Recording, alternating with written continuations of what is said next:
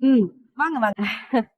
அப்பாடா, இங்க எந்த தொல்லையும் இருக்காது, நிம்மதியா பேசலாம். சொல்லுங்க, என்ன விஷயம்? நான் சொல்ல போறது ரொம்ப முக்கியமான விஷயங்க. இத நீங்க நம்புவீங்களா நம்ப மாட்டீங்களான்னு எனக்கு தெரியல. சில பேர் முகத்தை பார்த்தாலே பொய் சொல்ல மாட்டாங்கன்னு தெரியும். உங்களுக்கு அப்படி ஒரு முகம். எனக்கு என்னவோ உங்க மேல நம்பிக்கை இருக்கு. அதுவும் இல்லாம உண்மையை சொல்லணுங்கிற தவிப்போட இருக்கீங்க. சொல்லுங்க, எதுவா இருந்தாலும் நான் நம்புறேன். உங்களுக்கு என்ன வேணுமோ அதை நான் செய்யறேன். நான் சொல்ல போறது கல்யாண மாப்பிள்ளைய பத்தி தாங்க. மாப்பிள்ளைய பத்தியா? மாப்பிள்ளை சப் இன்ஸ்பெக்டர் ஆச்சே. பேருக்கு தாங்க சப் இன்ஸ்பெக்டர். ஆனா அவன் பண்ண அநியாயம் கொஞ்சம் நஞ்சம் இல்ல. சொல்ல போறேன். இதெல்லாம் இளமதி நம்புவாளா? கட்டாயம் நம்புவா. அதுவும் உங்களை நம்பலனாலும் என்ன கட்டாயம் நம்புவா. நீங்க ஏன் கவலைப்படுறீங்க? எப்படியாவது இளமதி கிட்ட பேசி கன்வின்ஸ் பண்ணி இங்க கூட்டிட்டு வந்துடுறேன். கண்டிப்பா இந்த கல்யாணத்தை நம்ம நிறுத்தியே ஆகணும். அந்த ரிஷிய ஜெயிலுக்கு அனுப்பாம விடவே கூடாது. சரி.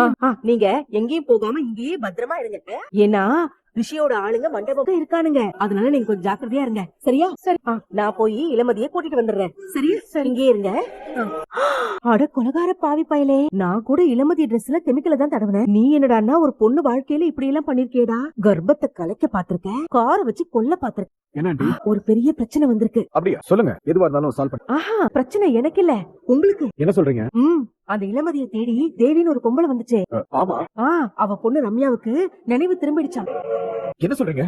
நினைவு திருமணத்தை மட்டும் இல்ல, அவதான் பேசி இந்த கல்யாணத்தை நிறுத்துங்கன்னு அவங்க அம்மாவை இங்க அனுப்பி வச்சிருக்கா. இப்போ எங்க அந்த அம்மா? நான் நைஸா பேசி அந்த ரூமுக்குள்ள கூட்டிட்டு போய் உட்கார வச்சிருக்கேன். நான் பாத்துக்கிறேன். இந்த நேரத்துல இத பேசுறேன்னு நீங்க தப்பா நினைச்சுக்காதீங்க.